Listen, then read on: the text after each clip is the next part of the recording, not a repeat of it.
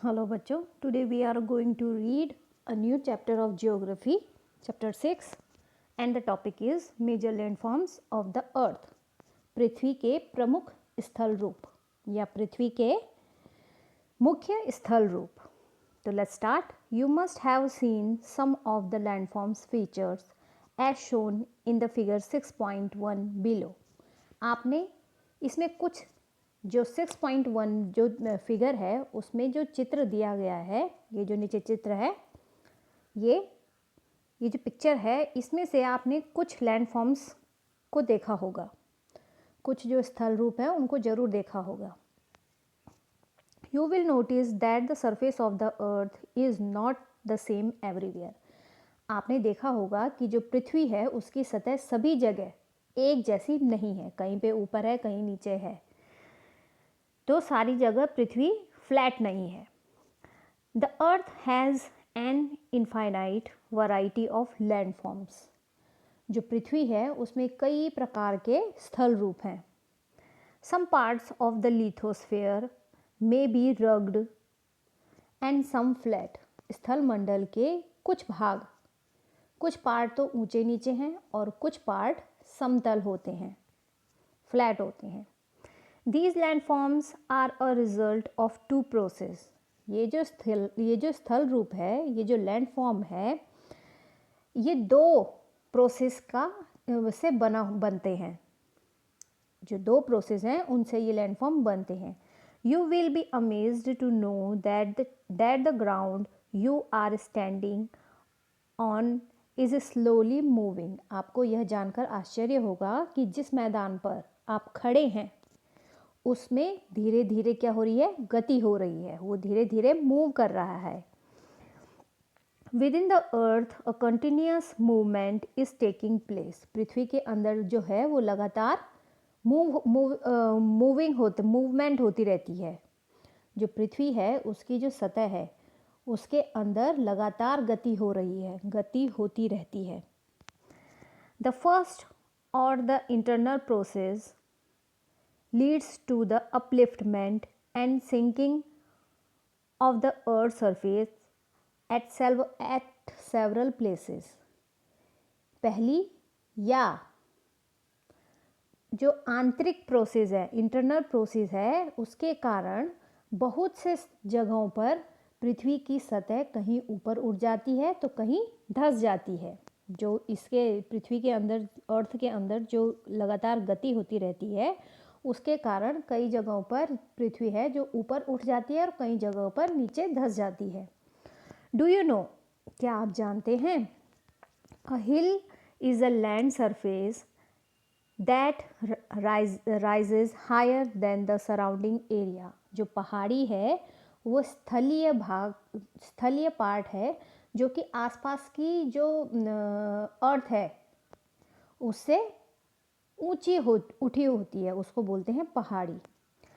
Generally a steep hill with an elevation of more than 600 metres is termed as a mountain. 600 metre, 600 metre से अधिक ऊंचाई और खड़ी ढाल वाली पहाड़ी को पर्वत कहा जाता है. जो 600 मीटर से ऊंची होती है और खड़ी ढाल वाली पहाड़ी होती है उसको कहते हैं mountain. Name some mountains with a height of more than 8,000 meters. कुछ ऊंचे ऊंचे पर्वतों के नाम बताइए जो 8,000 मीटर ऊंचे होते हैं. उन पर्वतों के नाम बताइए. ये देखिए फिगर 6.1 में लैंडफॉर्म्स हैं, अलग अलग लैंडफॉर्म्स हैं. जो ये हमारी अर्थ है वो हर जगह एक जैसी नहीं होती है, कहीं पे उठी होती है, कहीं पे किसी जगह में लेक होता है तो किसी जगह में रिवर होती है, कहीं पे प्लेन होता है तो कहीं पे प्लेट्यू होता है तो कहीं पे हिल होती है, कहीं पे माउंटेन रेंजेस होती है, कहीं पे माउंटेन है. इसमें आप ये सब लैंडफॉर्म्स को आप देख सकते हो फिगर 6.1 में. द सेकेंड और the external process is the continuous wearing down and rebuilding of the land surface. जो दूसरी या फर्स्ट जो हमने पढ़ी थी वो थी इंटरनल प्रोसेस, और ये जो दूसरी है वो है एक्सटर्नल प्रोसेस, बाह्य प्रक्रिया। जो एक्सटर्नल प्रोसेस है मतलब बाहर की जो प्रक्रिया है उसमें लगातार बनने और टूटने की प्रक्रिया होती है। जो पृथ्वी का सरफेस है वो लगातार बनता है और टूटता रहता है। The wearing away of the earth surface is called erosion. पृथ्वी की जो सतह जो टूटकर घिस जाने के जो घिस जाती है उसको बोलते हैं सॉइल इरोजन। जो पृथ्वी की सतह टूट जाती है उसको बोलते हैं इरोजन, अपरदन। The surface is being lowered by the process of erosion and rebuilt by the process of deposition। जो इरोजन की क्रिया है, जो अपरदन की क्रिया है, उसके द्वारा सतह क्या होती है, नीची हो जाती है। जब इरोजन होता है तो उसके कारण जो सतह होती है वो नीची हो जाती है, और डिपोजिशन के कारण इसका ये जो सतह होती है जो नीची हो जाती है, डिपोजिशन के द्वारा फिर से वो दोबारा बन जाती है। These two processes are carried out by running water, ice and wind। ये जो प्रक्रियाएं हैं ये बहते हुए पानी, हवा और बर्फ के द्वारा होती है।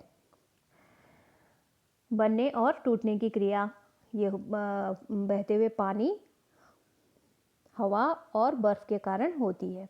Broadly we can group different landforms depending on elevation and slope as mountains, plateaus and planes.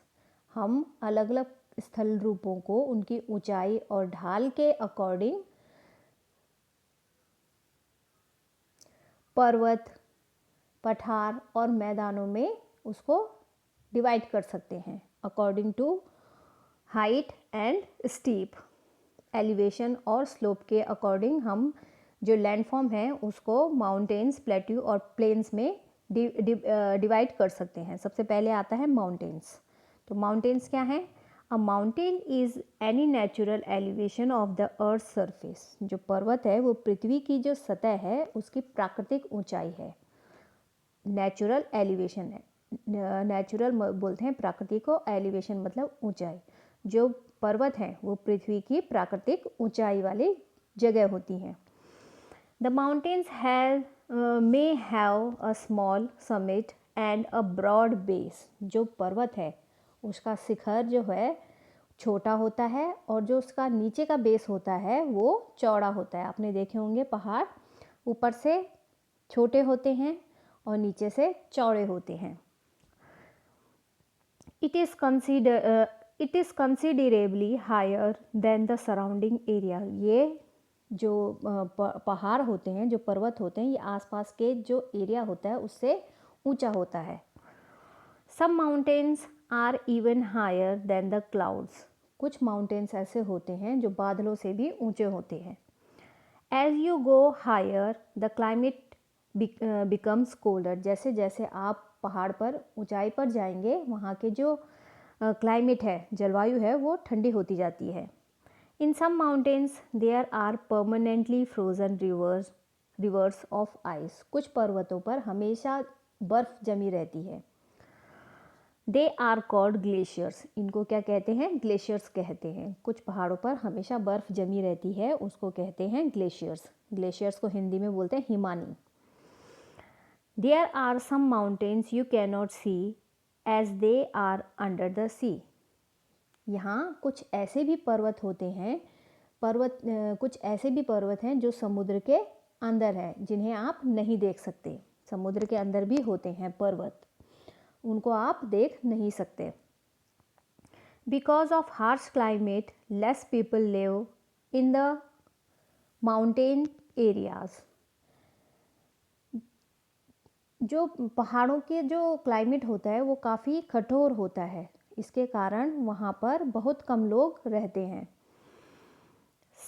Since the slopes are steep less land is available for farming. क्योंकि वहाँ पे पहाड़ों में स्लोप ज़्यादा होता है और स्टीप होती है। स्टीप मतलब खड़ी ढाल वाला होते हैं पहाड़, इसलिए यहाँ पर खेती के लिए जो भूमि होती है उसकी कमी होती है। खेती करने के लिए जो ज़मीन चाहिए होती है उसकी कमी होती है, क्योंकि यहाँ पर पहाड़ों पर वहाँ की जो ढाल है, खड़ी ढाल के कारण वहाँ पर खेती कम की जाती है, इसलिए वहाँ पे लोग कम रहते हैं। ये पिक्चर देखिए, फिगर 6.2 देखिए। ये फोल्ड माउंटेन्स हैं। फोल्ड माउंटेन्स को हिंदी में बोलते हैं वलित पर्वत। हिमालय के फोल्ड माउंटेन्स हैं ये बता रखा है इस पिक्चर में किस तरह से होते हैं ये हिमालय के fold mountains. Mountains may be arranged in a line known as range. जो पर्वत है वो एक लाइन के रूप में होते हैं, व्यवस्थित होते हैं और एक लाइन से होते हैं ये पहाड़। इनको कहा जाता है श्रृंखला। रेंज मतलब श्रृंखला। Many mountain systems consist of a series of parallel ranges extending over hundreds of kilometers. बहुत से पर्वतीय तंत्र समानांतर श्रृंखलाओं के क्रम में होते हैं जो सैकड़ों किलोमीटर में फैले होते हैं। मतलब कि ये एक सीरीज़ में होते हैं, एक के बाद एक के बाद एक के बाद दूसरा, तीसरा, चौथा, एक सीरीज़, एक लाइन में होते हैं बहुत सारे पहाड़, और ये काफ़ी सैकड़ों किलोमीटर में फैले होते हैं। The Himalayas, the Alps and the Andes are mountain ranges of Asia, Europe and South America respectively. Figure 5.1 mountains vary in their heights and shapes. जो हिमालय, एल्प्स और जो एंडीज़ है, इनकी ये जो पहाड़ियाँ हैं वो एशिया, यूरोप और दक्षिण अमेरिका की पर्वत श्रृंखलाएं हैं जो फिगर 5.1 में बताई गई हैं। इन पर्वतों की ऊंचाई और आकार अलग अलग होते हैं, अलग अलग जगहों पर अलग अलग होते हैं, एक जैसे नहीं होते हैं। There are 3 types of mountains. 3 प्रकार के पर्वत होते हैं। फोल्ड माउंटेन्स, सबसे पहले वलित पर्वत, सेकंड ब्लॉक माउंटेन्स और third volcanic mountains. The Himalayas mountains and the Alps are young fold mountains with rugged relief and high conical peaks. जो हिमालय है और एल्प्स जो वलित पर्वत हैं, जो फोल्ड माउंटेन्स हैं, हिमालय और एल्प्स के जो फोल्ड माउंटेन हैं, उनकी जो सतह है वो उबड़ खाबड़, उनका जो बेस है वो उबड़ खाबड़, और उनका जो शिखर है वो कैसा है, कोन शेप में है। कोन शेप पता है आपको? कोन शेप में है, इनके जो पीक है वो कोन शेप में है। The Aravalli range in India is one of the oldest fold mountain system in the world. जो इंडिया की जो अरावली पर्वत श्रृंखलाएं हैं वो पूरी दुनिया की सबसे पुरानी फोल्ड माउंटेन्स की श्रृंखलाएं हैं। The range has considerably worn down due to the processes of erosion. लगातार इरोजन होने के कारण यह श्रृंखला जो है, ये जो रेंज है वो घिस गई है। The Appalachians in North America and the Ural mountains in Russia, figure 5.1, have rounded features and low elevation. जो उत्तरी अमेरिका के अपलेशियन और रूस के यूराल जो पर्वत हैं वो कैसे हैं, गोलाकार दिखाई देते हैं और इनकी ऊंचाई कम है, जो फिगर 5 में बताए गए हैं। They are very old fold mountains. ये जो अपलेशियन और यूराल पर्वत हैं ये बहुत पुराने फोल्ड माउंटेन्स हैं। Block mountains are created when large areas are broken and displaced vertically. Block mountains तब बनते हैं जब बहुत बड़ा भाग टूट जाता है और कहीं से ऊपर हो जाता है और कहीं नीचे हो जाता है। तो इस तरह से ब्लॉक माउंटेन्स बनते हैं। The uplifted block are termed as horst and the lowered blocks are called graben. जो ऊपर उठा हुआ भाग होता है, जो ऊपर उठा हुआ पार्ट होता है उसको होस्ट बोलते हैं, और जो नीचे हो जाता है उसको ग्रेबन बोलते हैं। ये देखिए आप फिगर 6.3 में देखिए, ये है ब्लॉक माउंटेन। ये जो ऊपर वाला पार्ट है ये होस्ट है, और ये जो नीचे धंस गया पार्ट है वो होता है ग्रेबन। तो जो पृथ्वी की सतह जब ये टूट जाता है तो कहीं पे ऊपर उठ जाती है और कहीं पे नीचे हो जाता है। तो इससे क्या बनता है, ब्लॉक माउंटेन्स बनते हैं। The Rhine valley and the Vosges mountain in Europe are example of such mountain system। जो रीन वैली है और जो वॉसगेस माउंटेन है यूरोप के, वो इसी तरह के माउंटेन्स हैं। उनका ये एग्जाम्पल है, ब्लॉक माउंटेन्स के एग्जाम्पल हैं ये। Locate them on the world map in the atlas and find out some more example of this type of landforms।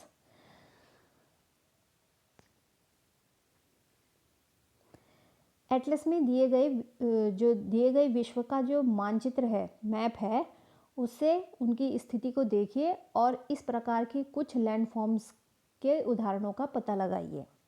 Volcanic mountains are formed due to volcanic activity. अब ये volcanic mountain क्या है? ये volcanic mountains हैं ज्वालामुखी से बनने वाले पर्वत। तो ज्वालामुखी पर्वत जो होते हैं वो ज्वालामुखी में जब क्रियाएं होती हैं, प्रोसेस होते हैं, उसके कारण बनते हैं। Mount Kilimanjaro in Africa and Mount Fujiyama in Japan are example of such mountains.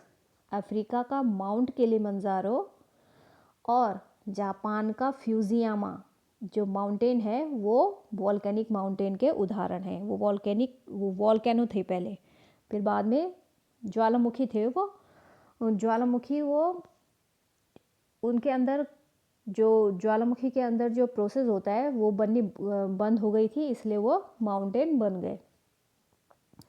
Mountains are very useful. जो पर्वत हैं वो बहुत लाभदायक होते हैं। The mountains are storehouse of water. जो पर्वत हैं वो जो पानी का क्या होते हैं, स्टोर हाउस होते हैं। Many reverse have their sources in the glaciers in the mountains. बहुत सी नदियों का स्रोत जो है वो पर्वतों में जो ग्लेशियर्स हैं उसमें होता है। Reservoirs are made and the water is harnessed of for the use of people. जो जलाशय होते हैं उसका जो जल होता है उसको लोगों तक पहुंचाया जाता है। Water from the mountains is also used for irrigation and generation of hydroelectricity। पर्वतों का जो जल होता है उसका उपयोग, उसका यूज़ सिंचाई और बिजली के उत्पादन के लिए भी किया जाता है, बिजली बनाने के लिए भी किया जाता है। The river valleys and terraces are ideal for cultivation of crops। जो नदी घाटियाँ और जो टेरेसेस हैं, वेदिकाएं हैं, टेरेसेस, वो कृषि के लिए बहुत उपयोगी होती हैं। Mountains have a rich variety of flora and fauna. पर्वतों में अलग अलग प्रकार की वनस्पतियाँ और जीव जंतु पाए जाते हैं। फ्लोरा बोलते हैं वनस्पति को और फाउना हुआ जीव जंतु। The forest provide fuel, fodder, shelter and other products like gum, raisins, etc। जो जंगल हैं उनसे हमें ईंधन, चारा और दूसरे उत्पाद जैसे गोंद, रेजिन इत्यादि प्राप्त होते हैं। Mountains provide an idyllic site for tourist. सैलानियों, जो टूरिस्ट होते हैं, जो घूमने के लिए जाते हैं, उनके लिए पर्वतीय भाग काफ़ी अच्छी जगह है। माउंटेन्स काफ़ी अच्छी जगह है उनके लिए जो घूमने के लिए जाते हैं। They visit the mountains for their scenic beauty. वे पर्वतों की यात्रा उनकी प्राकृतिक सुंदरता को देखने के लिए करते हैं। पर्वतों की प्राकृतिक सुंदरता को देखने के लिए सैलानी पर्वतों पे घूमने के लिए जाते हैं। Several sports like paragliding, hang gliding, river rafting and skiing are popular in the mountains. विभिन्न अलग अलग प्रकार के खेल जैसे paragliding, hang gliding, river rafting और स्कीइंग पर्वतों के प्रचलित खेल हैं, फेमस खेल हैं। पहाड़ों के फेमस खेल हैं, माउंटेन्स के फेमस खेल हैं।